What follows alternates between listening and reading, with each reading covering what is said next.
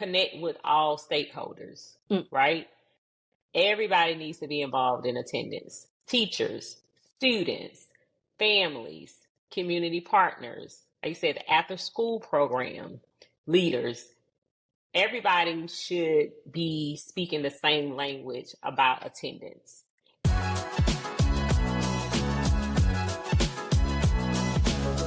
Hello, everyone. Welcome to School After Hours podcast, where we talk about all things related to education and out of school time programming. I am your host, Jay Lee, and welcome to our 6th season. We've been doing this for quite a long time, and I'm so happy to be back with you all having these conversations. So one thing that I wanted us to dive into this year is student attendance.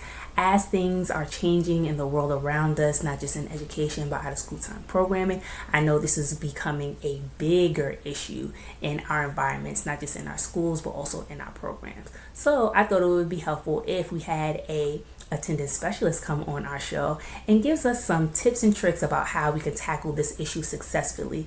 Our guest for today, Johnetta Moore, is an attendance strategist and the founder of Moore Attendance Strategies. With 17 years of experience as a teacher and member of school leadership, she helps schools develop sustainable systems to address chronic absenteeism and promote student engagement. Johnetta specializes in providing educators with data-driven tools, family engagement strategies, and community collaboration that ensures that every school day counts. With all that being said, let's go ahead and jump into our conversation.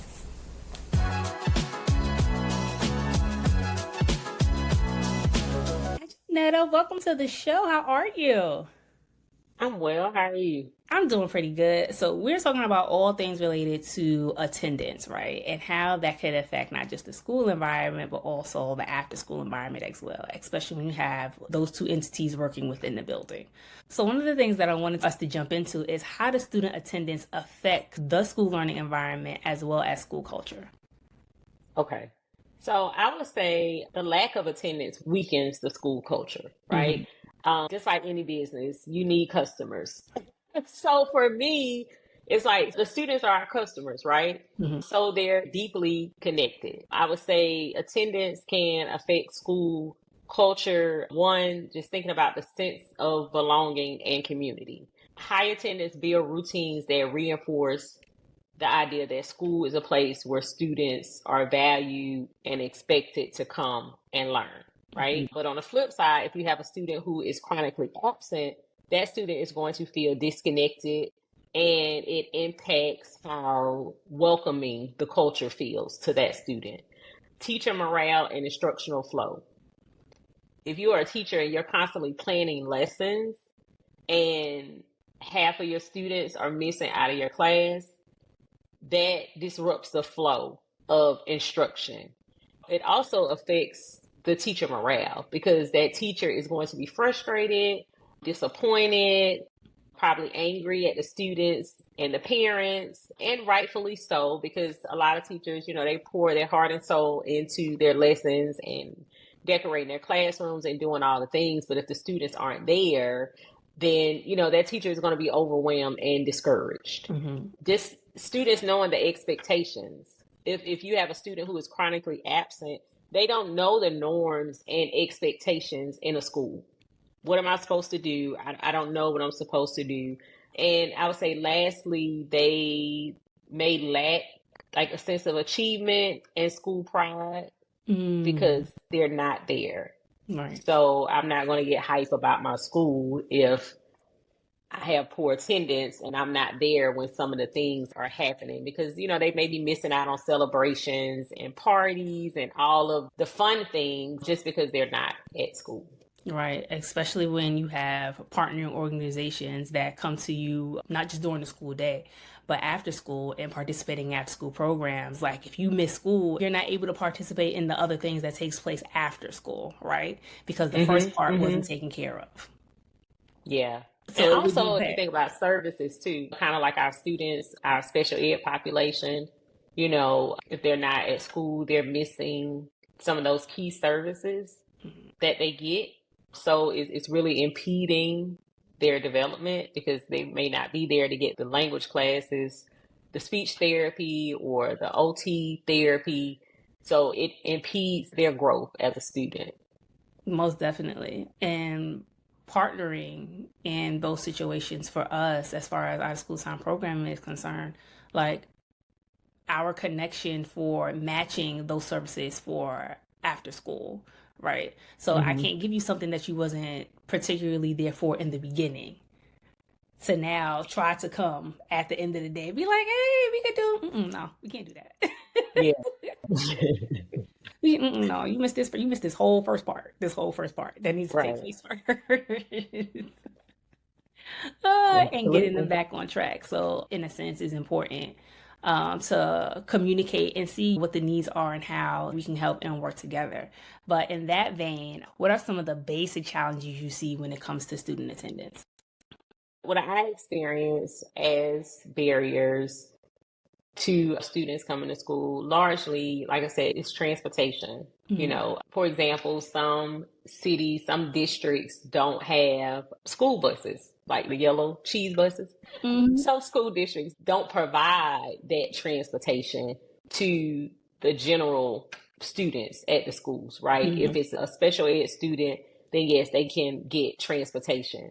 But if you're talking about just a student who ends up in that general category, they may have to ride the city bus to get to school. They may have to ride the subway or some form of transit to get to school.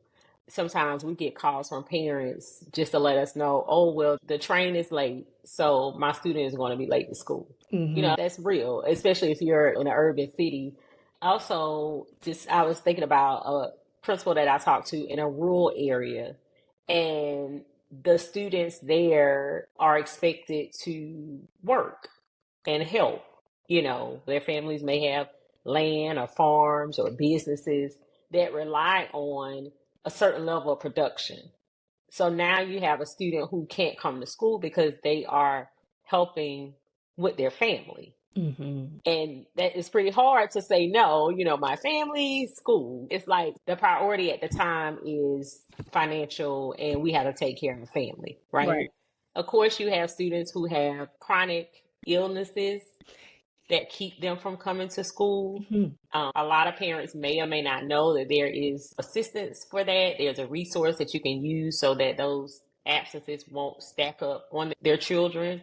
But also that information has to be given to the parent. You know, there may not be something that parents can automatically know is available. We have students who are diabetic, students who have lupus, asthma, all those things impact whether the student comes to school or not. So just looking at the barriers in different ways, because not only is it a barrier, but it affects schools in different areas in different ways. Most definitely. And I didn't think about that when you talked about students with chronic absences because of illness, like how that can Right. affect them at the same time. Like that wasn't even on my radar. Yeah. Yeah, and it largely got on my radar because my daughter is type 1 diabetic. She was diagnosed in elementary school, which caused her to miss a lot of days. And because I was an educator, I knew to ask about the paperwork that her doctor could fill out that so she could get a 504. But some people may not know that. And the schools should be in a position where they provide that information to parents. But the only way that you're going to provide that information is if you get to the root cause of why the student is not coming to school. Are you a program provider or administrator struggling with planning day-to-day logistics for your after-school program? Or maybe you have a complete brain freeze when it comes to planning program activities. Or somewhere along the lines of when it's time to plan your activities, you have no idea where to start. What if I told you you don't have to figure those things out by yourself? Hi, my name is Janice Lee. I'm a former after-school program director and the founder of School After Hours Consulting, where we help youth program managers create impactful programs that ensure student success. With my 20 years of experience, I can definitely help you figure out all those things. Book a free 20-minute discovery call where we can get to know each other a little bit more, see if we can find simple solutions to your current challenges, and if you need it, we can see how we can work together. I look forward to hearing from you soon. Right. Exactly. Which you bring up a good point. When considering attendance, knowing some things to keep in mind, that being one of them, when it comes to student health and family health, how that affects the child as well. Which brings me to my next question. When administrators are building their attendance strategy, like what are some things that's important for them to keep in mind, and what techniques can they use to accomplish whatever those goals are for their attendance? So I have a very simple framework that I use when I talk to administrators who are building attendance strategies. Three things. The acronym is ACE. Mm-hmm. So the first is analyze the data, right? You can analyze school data, but you actually need to drill down into like the specific grade levels, the specific subgroups. I'm talking like SPED students, your ELL students, some of the boys, some of the girls, like everything needs to be broken down to see exactly where you need to focus, because you can't focus on everything. Right. That's a common mistake. You want to focus on school-wide attendance strategy, which is good, but it may not be the whole school. It may just be a certain grade level or a certain subgroup or students missing a certain class. So you definitely have to analyze the data. Second, connect with all stakeholders, right? Everybody needs to be involved in attendance. Teachers, students, families, community partners, like you said, the after school program, leaders. Everybody should be speaking the same language about attendance. And a lot of times they only get that from whoever is over attendance, because a lot of times it may not be the principal, because principals are busy. It may not be the assistant principal, because again, they're busy. But whoever that person is that's tasked with attendance should want to connect all the stakeholders. And lastly, empower. Empower the entire school community. Everyone should be concerned if students are missing school.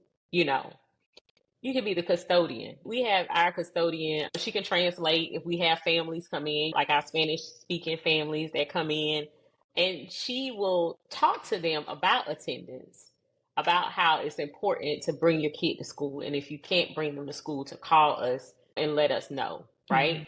That only works if everybody in the school knows what's going on around attendance. But when you empower others to talk about attendance, you take the pressure off of the attendance team. You know, you take the pressure off of the teachers, because everybody's involved. So it's not just a one person job. Right. So that's the framework that I try to share. You know, it's super simple. It's kind of like a rinse and repeat, but it works. With that being said, when we talk about strategy and we talk about attendance, when you notice that the kids are not showing up, then what are some of the things that's important to put in place? Sometimes we know phone numbers are not up to date. Emails may be missing a letter or a number. So what are some other things that we can do to get the attention of the parent or caregiver that may be caring for the child? Well, I believe you have to use multiple channels of communication. Phone, text, Class Dojo. We use Class Dojo. Social media is a great place to connect families. If schools have an active social media, which they should, because we're sorry, we're in that age Right, where we are. you need active social media, because I may not be checking my phone, or I may not have the Class Dojo app, which parents aren't required to have that stuff on their phone, but they may have Instagram. Right. They may have Facebook, right? They may have a friend that say, hey, did you see the school had on their Instagram page? You know, whatever. But I always say multiple channels of communication: phone, email, text, Class Dojo, social media, home visits when applicable, and also like showing up at those community events, right? Parents may not come to the event at the school, but if you have a community organizer that's giving an event and people are going to show up, then I think it's important for schools to make sure that somebody's present, right? because then I'm there, I'm in your environment, I'm becoming more familiar. You see that I'm invested. So the next time you send me a text, I may look at it Right. because I just saw you at the community event. Yeah. So we have to be open minded. And also, a lot of times with calls, because I know a lot of teachers say, well, oh, I called and they didn't answer. Again, we're making assumptions. I have some parents, and I'm pretty sure you've had some parents too, where certain jobs, you're not allowed to answer your phone. You're not allowed to have your phone. Yeah. So it's not that the parent is ignoring your call. They might not be able to take the call, you know? So in that situation, even if you're sending the calls and the calls are all you can do, make the call, leave the message, document the call, make your attempts, but then also know, okay, once I hit this wall, who do I go to? I think that's important too, because some teachers will get frustrated and just be like, okay, whatever. I've tried to call 3 times, nobody's answered the phone, I'm done. Okay, try to call 3 times, document all 3 of those times, and then move it up the chain, however your school operates to the other person. But at least you tried your due diligence. Snail mail is also an option. Bringing back the letter. I know, like people don't necessarily like to mail things, but snail mail is also an option. What we should not be relying heavily on is students taking that information home because they're students, they're kids. Some of that stuff don't even make it out the building, or you may see it on the sidewalk. So we're really like entrusting 12 and 13-year-olds to be our line of communication. And that's not fair to them nor families. And it's just not going to be productive. That's right. That's true. And I'm so happy that you brought up showing up for community events, because when it comes to awareness, right, and visibility, I think those are the most powerful tools, the most powerful move that you could make, because it's hard for me to associate you with something that's important if I've never seen you before, if I've never interacted with you before. So me coming across you in this different environment then shows me that you are not just a supporter, but you're also advocating for the students that you serve and the community that you serve. Absolutely. You become real, because a lot of times when we sit up in the school building, like when kids see you out in the world, it's like, oh, you grocery shop. Like, yes, I grocery shop, I go to the mall, but it like I said, it makes you're more of a human, you're more of a real person. You're not just the lady at the school. Right. Yeah. Exactly. And it's funny that you bring those up, because I think about the kids. I see them in the streets. They're shocked. Like, what? Right, it's a whole thing to the system. You do shush. No, you don't. Yeah, I'm a whole human being. I got a whole life outside of this place. Come on now. But like I said, it makes you think about it. They only see us there. So that's the only association that they have, really. Right. Which is true, which is very, very true. So my question for you, I believe this is close to my last question for you. So for schools that have after-school programs, right? Whether there's something that they're building on their own, or they have brought in another agency, nonprofit, community agency, whichever the case may be, to take care of that portion of the day, how can they work together when it comes to attendance goals on both sides, but also meeting the needs of the students? Yeah, so I think after school programs can be a very powerful partner, right? That just extends the learning, the belonging, the motivation for students. It's just basically an extension when students go to an after school program that's in line with the same kind of mission and value that the schools have, right? It's kind of like a bridge, I would say. I would say for after school providers to have some type of attendance goal, that's something that they can coordinate. They can have some type of attendance goal or align their attendance goal with what the school has. Share data, share the data that you're getting from your program with whoever point person is at the school. Mm-hmm. And I'll back up a minute. Know who your point person is at the school so you can make some type of impact, right? And also, like, the after school program could reinforce the communication with families, you know, reach out. Hey, I'm an extension of the school. I'm an after school program. These are some of the things that we're doing. And like I said, making sure that it kind of lines up with some of the same language that the school is speaking, right?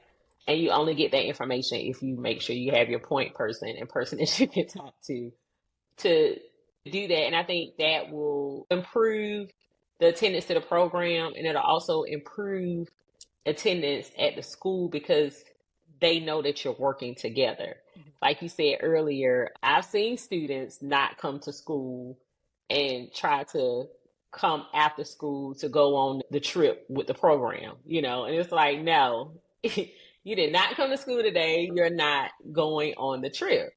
And then the flip side, they may all show up one day because they know they're taking a trip with after school program. And that's fine too, by any means.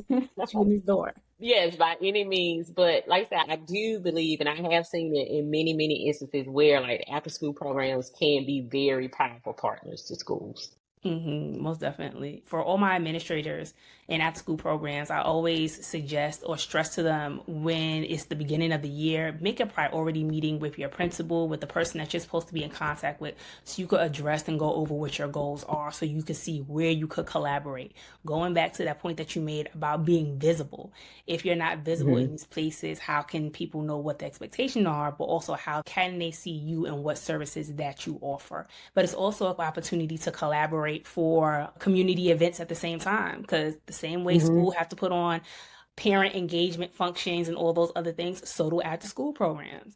So if it's an opportunity for us to come together and put a function together for the kids, and with the incentive of stressing the importance of attendance and why they need to show up, then why not work together to get that message across? Absolutely.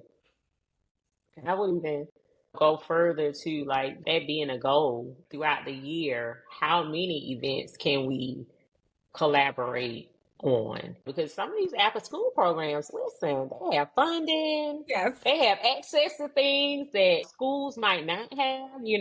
Sometimes they're willing to pay for trips, all types of things, all for student success. So I would say, yeah, definitely go in, and not only can we collaborate, but how many activities can we collaborate on throughout the school year? Exactly.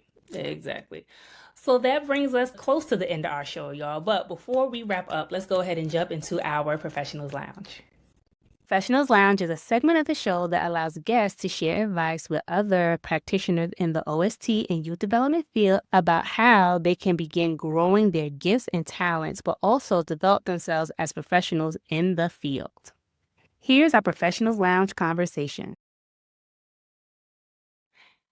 All right, everyone, we have arrived at the end of our show in our Professionals Lounge. And for Professionals Lounge, Johnetta, my question for you is what advice would you give people or professionals in this field that want to continue their career, not just in education, but they're also dabbling with the idea of being a consultant in education to some degree? What advice would you give them? I would say start by becoming an expert in your field, right? Your niche, right? I had a lot of experience in education. I've worked in a lot of different areas, like being a special ed teacher, being an ELA teacher, instructional coach. But when I started my consultancy, I really wanted to narrow down my topic. What am I the most passionate about? And what do I have the most information about? Because a lot of educators, like, we're walking around with a vast amount of knowledge about a lot of things. And sometimes it's hard, but I would say first start by becoming an expert in your field. Also, there's a big difference between being an educator and being a business owner. So you have to allow yourself to be vulnerable and open to learning. You may even need a coach. I invested in coaching, and It's something that I will continue to invest in for right now because my business is young. I'm young in my business. So we know a lot, but you might not know the business side of being a consultant. So I would definitely say, invest in some type of coaching. And if not coaching, invest in a network of people who are knowledgeable, right? You definitely have to learn how to build trust with people, your community, your potential clients. You have to learn strategies and ways to build trust because a lot of times, it's difficult for people to connect with you if they don't know you or have that history with you, right? And have your systems and strategies and frameworks together, right? Just like I spoke about my framework earlier, that is a framework that I've tried and that I have gotten results from. So that's something that I always go back to.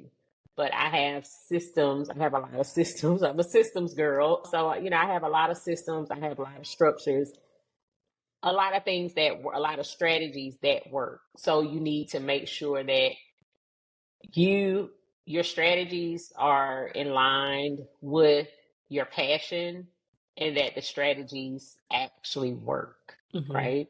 And I think if you can combine your passion with your strategy, then you could make an impact. True. I support it. I definitely support it. Well, everyone, thank you for being here and being part of the show. Johnetta, if anyone wants to get in touch with you to find out what your services are, to help them with their process of attendance, to get more feedback or coaching when it comes to school culture enrichment and attendance strategy, how can they get in touch with you? Well, I am on Instagram at more.learning, where I share tips, strategies to empower school leaders and teachers to combat chronic absenteeism. I'm on LinkedIn. On LinkedIn, I share some of the same information, but I also share information about mindset, leadership, like leadership growth on LinkedIn.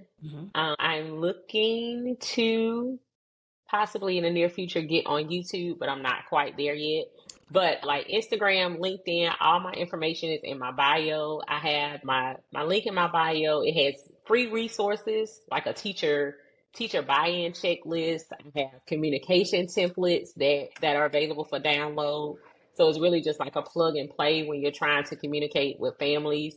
So again, right now I have a lot of free resources that are available. Instagram, LinkedIn. Also, I have a pretty decent sized email community list that I, send them some separate stuff. They may get information first and be able to check out the strategies and those types of things. So, but, like I say, in the future, I'm looking to do YouTube, possibly have a virtual conference coming up soon. So that's in the works. So yeah, I'm here. I'm available to support. If it's just a discovery call, I do free discovery calls just to kind of sit down and talk about what type of services that you may need, what type of services align to you. I do professional development ongoing, in person and virtual. That's something that I enjoy. Nice. So yeah, pretty much anything right now, any way that I can assist and help, I'm open to it. Well, everyone, that brings us to the end of our show. If you liked what you heard and you enjoyed our conversation, make sure that you're following us on YouTube, but also hit that like button so we know what you are enjoying. You can also find us on other podcast platforms like Apple Podcasts, Spotify, and Google Podcasts if you want to listen to our audio version as well. To get more behind the scenes stuff, make sure that you're following us on our social media accounts, Instagram and Facebook at School After Hours. Well, that's all I have for today. In the words of Mr. Arthur Ashe, start where you are, use what you have, do what you can. Until next time, y'all. Bye-bye.